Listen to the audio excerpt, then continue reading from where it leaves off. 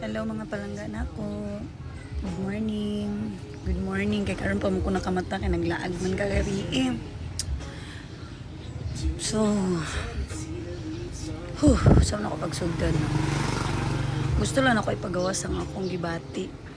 Akong sakit ang pagbati. No? Dili sa gugma ha, kung dili sa TikTok. Kaya na ni siya. Basi na po di ban sa inyo naka-experience ani paringot ko. Di ko pa ka-get over. Ani siya mga palangga kagabi nag-edit ko video sa TikTok. Usually edit ko dito gid sa CapCut pero kagahapon sa TikTok na lang ko kasi sa TikTok man ko naka-video so gipadayon na lang nako. Dito ko nag-edit.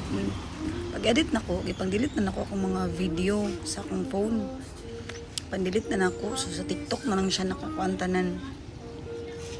Ang naitabo pag abot nako gikan sa among lakaw nag-edit nako, nag-voice over nako sa TikTok ko nag-voice over sa TikTok ko nag-editan ng dili sa CapCut.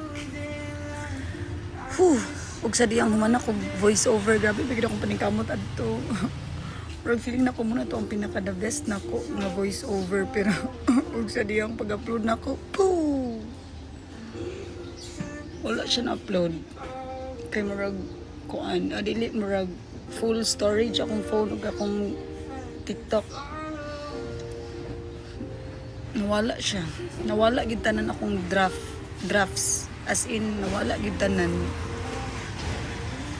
wala siya na-upload ha nawala pa gid tanan akong mga drafts sa TikTok diha ko kalta mga drafts sa TikTok sakit ko ay kaya wala man lang ko yung nakuha nga copy para ma-upload. Okay ron, tag naka-upload na ko una sa Facebook. I need your help mga palangga. Saan to siya pag-retrieve?